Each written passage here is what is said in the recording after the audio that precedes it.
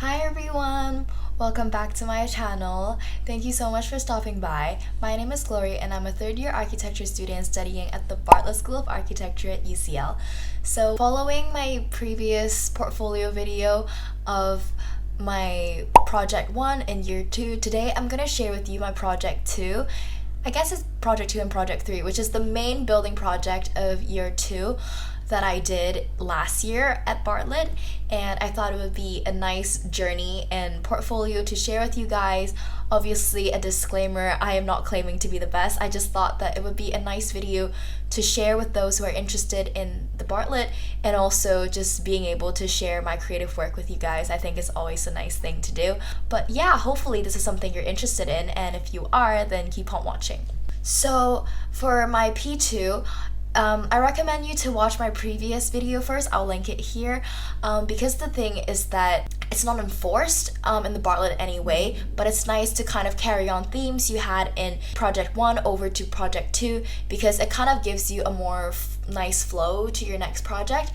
So if you watch the previous portfolio video for year 2, I did a project called the Dandelion Abattoir, which was kind of focusing on themes of animal cruelty and veganism, because I'm a vegan myself, as you can tell from the channel content.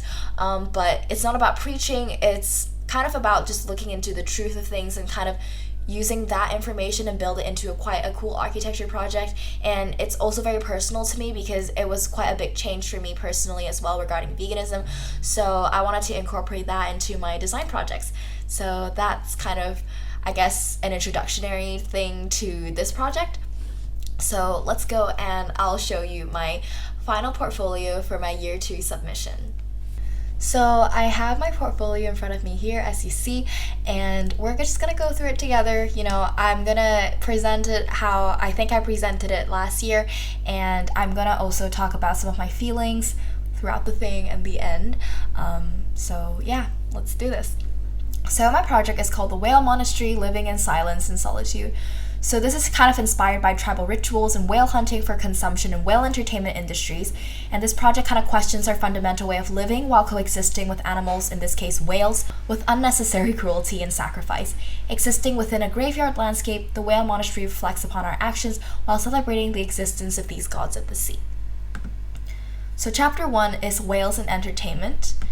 So I looked at these precedents, such as Blackfish, which is a documentary showcasing the horrors of the entertainment industry that captures sea animals per performance shows, and also such as The Cove and Animal City, which looks at basically animal exploitation in our cities.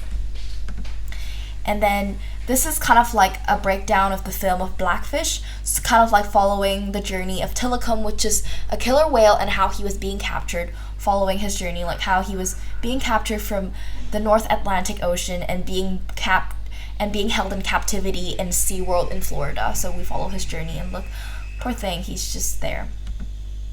So this is kind of like a short animation I did looking at the capturing of orcas for animal entertainment. So it's just essentially like a short animation that I did looking at how whales are being captured, and I just kind of imagine it into like some sort of architecture type of thing and made this short animation. So this is done frame by frame on Procreate, so I hand drew it every frame. And then this is like an exploratory narrative looking at animal entertainment.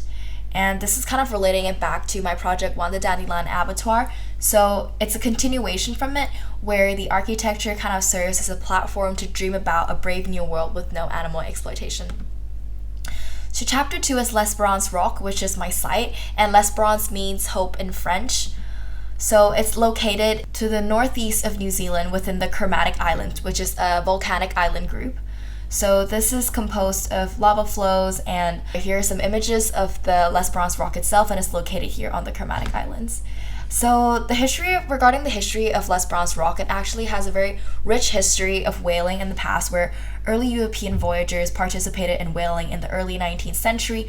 So the site itself is kind of just has a very rich history of like where lives are taken away from them as well. And here is just me looking at kind of people going to L'Espérance Rock and their journey to their like YouTube videos. And then this is the site diagram of the site that I drew by hand digitally and looking at the crater. You know, it was actually really difficult to find the actual shape of the island because it was literally an island in the middle of nowhere. So it was really hard for me to find that, but it was pretty cool. And also, in order to reach the Chromatic Islands, you need a special permit because the site is managed by like this conservation department. So it takes a long time to actually reach there as well. And it takes 70 hours to reach if you leave from New Zealand by boat. So here is a pencil drawing of the plan of the crater because that was where my building is going to be situated since it's the only flat part of the island and it makes sense. So here's just a pencil drawing looking at the crater plan, which I got from like, drone imagery of the island. Oh, and this is like an A2 drawing. So yeah, I was basically torturing myself. And then here's the section of L'Esperance Rock, which this is obviously imagine like the depth of the ocean and then the kind of like lava flows that's kind of within the volcanic island. So here's another crater section, which is a pencil drawing. Again, I think this is A2, which is just the top bit because that one is like too big, but yeah. And then this is an even bigger section, which is 1 to 200. Oh, this is 1 to 400. This is 1 to 200, and looking at the crater section again. And then this is kind of like looking at the existing marine life that surrounds it, which obviously looking at whales. So these are all the different whales that kind of come and go in that area. And then the different like depth of the water and the temperature, just looking at, different species and like relationships in the site. So chapter 3 is whale exploitation, where I investigate into whale beaching and whaling practices. So whale beaching is kind of like a phenomenon where whales strand themselves on a beach and they kind of die of dehydration. And this happens actually a lot. I didn't know this happened a lot, but that's the power of research, I guess. You learn a lot. And I learned that so many whales actually beach themselves, even in New Zealand. And I guess because of the slender shape of L'Esperance Rock, this means whales are not able to get very close without the worry of being beached on the site. So, and then I looked at sound pollution because the causes of beaching are actually unknown, but like a few of the proposed include the increasing noises of oceans because of active sonar. So here is some imagery and research to support that. And since the Chromatic Trench is a protected area and because of the remoteness of the site, ships and other engines are not able to come close. So it gives kind of a peaceful habitat for the whales to roam free in that area. So again, I was really interested in kind of how whales do their vocalization. So I looked into the anatomy of whales and how they create vocalizations, or I guess sing. So I did these 2 short animations that I can play.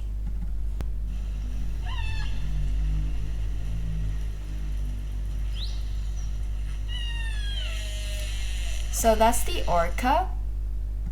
And then we have the humpback whale. So this one's definitely more eerie, but it's really cool too.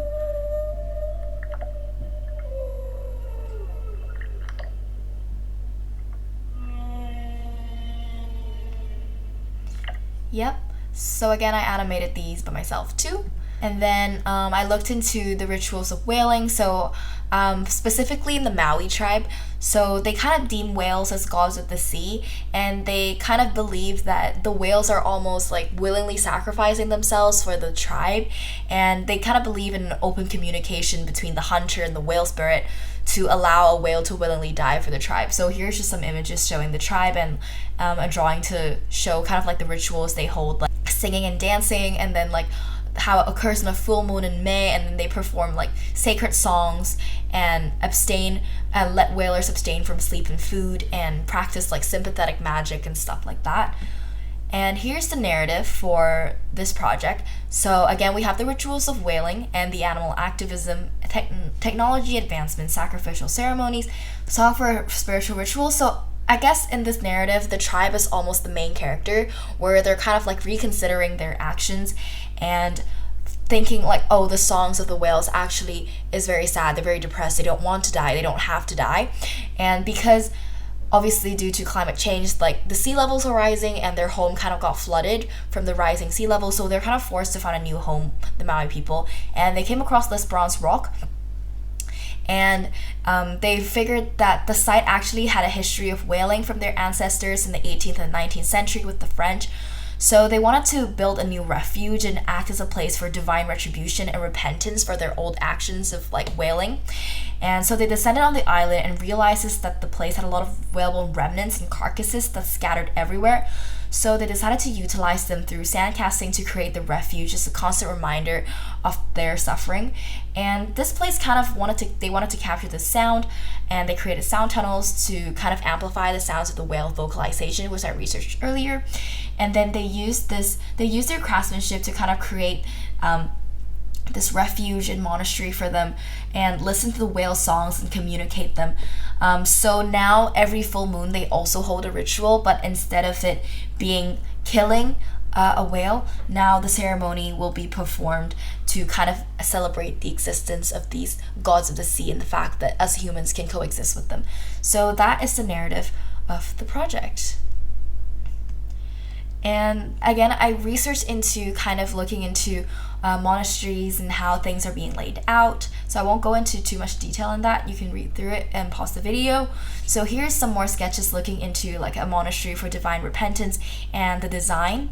So here's the first kind of draft I did, I guess an exploratory drawing looking at a monastery for divine repentance. And here are some like different parts of the building that I explained in more detail. And then I also looked at whale stories and mythologies and how that could be related because it tends to demonize whales in a way. And here's also, I really like this photo of Pinocchio where his dad is at the belly of the whale and he's surrounded by water and whalebone. So here's just some more like exploratory drawings of how the building's like atmosphere and sense is going to be like.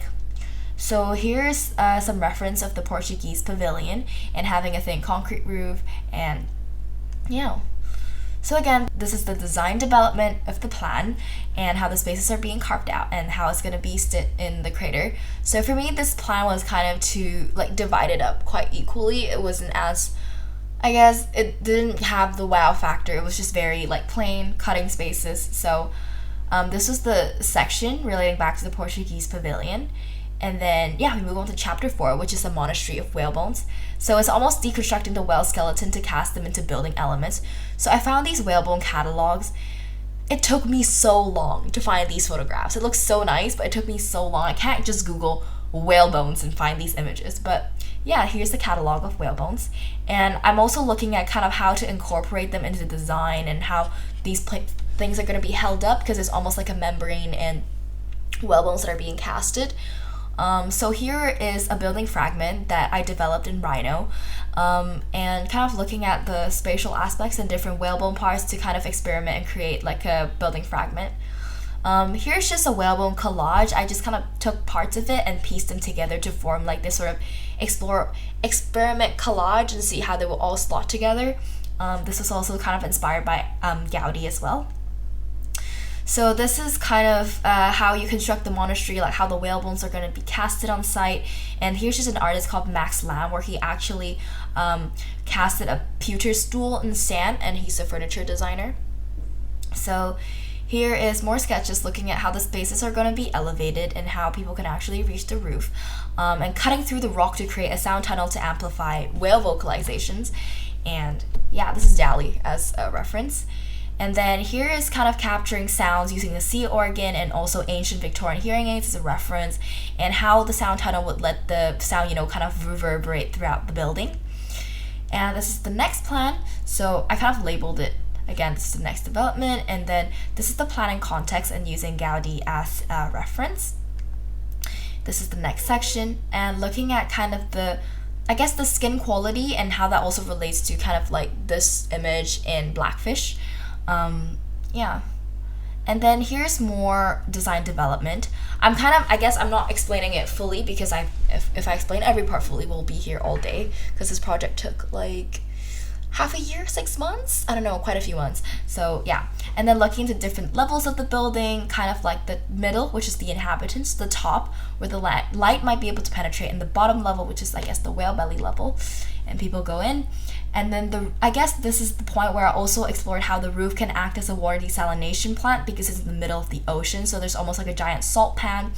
And then there's also qualities to the skin envelope that can vibrate, so it's almost like an environment for reverberation, combined with the sound tunnel. So this is the development of the section and using Peter Salter as a reference. And then this is kind of like linking it back to the different mythologies that I looked at, so I won't go through all of them. So this is the next development of the plan, and then this is where you enter, and that's the sound tunnel. So this is Gaudi as a reference, and then I kind of laid out the spaces like that. And then at this point, I thought there was a really nice quality. It's almost like the spaces are very tightly held together, and it's almost like a whale being cut in half. This is actually something my tutor brought up. He was like, it looks like a whale being cut in half, and that looks pretty cool because spaces are so tightly like intersected together. So yeah, this is more development looking at the roof, how to incorporate the whale bones into the design. And then because it looks like a whale cut in half, so now we're at chapter 5, which is an anatomical space. So at this point, I started looking into whale anatomy and how to extract the qualities in order to spatialize them into the design. So here are some images I found online and tried to incorporate them into the design sketches. So here are also some dissected heart photography that I took before, looking into the tendons, chambers, and how spaces in a heart is being laid out three-dimensionally. So I tried to kind of do the same thing section-wise, but that didn't really work out. So I kind of, here I say, applied to more tightly fitted spaces, but it didn't really work out because I think it was too complicated, and in the end we agreed that only the plan would do that and not the section. So this was the plan, improved plan, using Gaudi as a reference and some anatomy photos, and now it became like this. So here's like a close-up zoom-in version of that to kind of add a lot more detail with the walls and how it's going to be held, and just giving it nicer qualities and how the membranes are going to be held by whale bones and clamps, etc. So here's another zoom-in of that previous zoom-in. And here's a paper model at 1 to 200 scale to visualize the space more effectively in a three-dimensional way. And yeah, this is basically a paper model using watercolor paper, and yeah, it's quite, I think it was 1 to 200. I wrote it here. And yeah, here's some more design development, looking at the water desalination roof and how there's going to be pipes running throughout to heat the water and letting the water trickle back down in the middle in the central fireplace. And here's the design development plan. This is still hand-drawn, done digitally. The different spaces, and I added a lot more detail into the spaces and how those staircases are going to work. And this is kind of like the plan with the roof fragment, which is a radial grid with heating pipes running throughout. And at this point, I started moving into more hand drawings and developing the details in the section, like the interior spaces and the exterior envelope. And then here is some rhino model plan cuts, because obviously there's different levels. So you have the underground level, main spaces, roof pipes, and desalination roof. So this is actually quite interesting because it looks almost like different parts of meat, like different cuts of meat when you cut them. So it was pretty cool. So here are some more drawings at 1 to 50. Oh my gosh, these drawings are like over a meter long. I think it's 1.5 meters, so it's huge, and I had to scan them. Anyways, this is some details of like the sound tunnel, space modules, and what bones are going to be fit into them. And here's some more development drawings, and these are just drawings looking at the underground plan and the roof level with references. And this is like a perspective view from the entrance, because I actually did a rhino model for this, but it's not on the portfolio, but it was nice for these perspective views. And here's another development drawing. I think at this stage I was doing a lot of quote-unquote final drawings, but it wasn't good enough to be final drawings. So yeah, this is a 1 to 100 plan. I think it was A1. This drawing is A1. So yeah, now we're on the final chapter, which is the whale monastery. So here are the final drawings. So this is entering the whale monastery, which is the previous perspective drawing with more shading, which is what you see, I guess, from the building from the entrance. And then this is the context plan, like how it sits on the island. And this is the staircase plan. So kind of like the staircases, you go in and you reach the inhabitable spaces upstairs. So this is the seawater, obviously, and you enter from here. That's the tail entrance, and the back is the sound tunnel where the sound of the whales are being amplified, and the middle would be the casting station and also where the rituals are being held. So this is the main plan, and these are all the inhabitable spaces. You can read through the key if you'd like, but there's a lot of different functions of this space, like meditation, like kitchen, any stuff like that. And then this is the pipes plan. So some spaces are closed off, and these are the heating pipes that heat up the water off the water desalination roof, so it's just the roof plan, and the water is being kept here and the salt, and it trickles back down in the middle here to the central fireplace. So here's section A, so the cut line is here. And this is just to show the relationship between the water and the sound tunnel and the crater. Yeah. So this is a close-up. That's the sound tunnel, and this is the water desalination roof, the inhabitable spaces, and the staircases that lead up. And this is the bottom level where the casting is being held. And this is the other side, the cleansing station and the entrance. And then this is section B, so the cut line is here. And this section is more about kind of like the bridge that bridges between the two halves of the building, and also how it's being held to the site itself with these rope tyings with the whale bones. And this is the other side, and that's it, the end. That's my portfolio. So I wanted to, I guess, also talk about kind of my journey throughout this thing. So I actually struggled a lot with some of the final drawings, developing them, and I really didn't know what direction to go to, because I was just really stuck, and I was in a mental rut as well. Like year 2 was actually very, very difficult for me because I didn't know how to, it was just hard staying at home. So my mental health wasn't that great, and I just want to take this chance to thank my tutors from Unit 7 in year 2 to be so patient and nice to me and finally let me push through at the very end. Like, I know I'm not the best, but I think the most important thing is just to, look at yourself improve over time. Like this work, if you compare it to my high school work, it improved a lot, and I think that's what's most important to me as an individual, and being able to, express themes and explore themes that I'm really interested in, like animal cruelty and veganism. It's just, such a privilege to be able to do that. And yeah, so if you're interested in listening to my journey in year 2, you can always listen to our podcast, Designing Thoughts, that I hold with my friend from Bartlett. You can hear it on any podcast platform. It's really cool, so if you're interested. And yeah.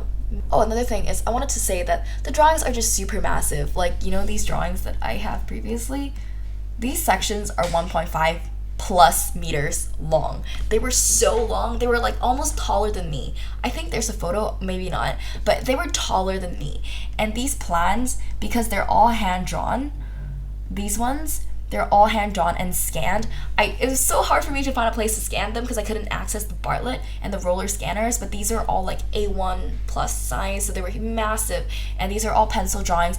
And I just want to say that I really enjoyed the joy of, doing pencil and hand drawings too. And yeah. So I'm probably gonna have to open it if you guys want to see the physical drawings. So yeah, while I'm opening this, I also want to say that I brought this all the way from Hong Kong, so somebody better appreciate this. Oh my gosh. Okay. Alright, drawing time. Alright, so here are the drawings. Oh my gosh. So here are all the drawings. Well, it's definitely not all the drawings I did for year 2 because I did a lot more drawings. So as you can tell, I just used one of these sections as an example. It's super long. This is not even the longest one. Oh my god, this is so hard to do. For example, this section, it's so long. You can see, it's so long. But yeah, this is all pencil work. So that's one of the sections as an example. It's really hard to see them, especially because they're so big and not in person. But here are the plans that I did. For example, this was the main plan that I did at A1. And yeah, so it's really hard to show all of the drawings, but just know that I did a ton of them, and I didn't have the chance to bring them all over to London, but yeah.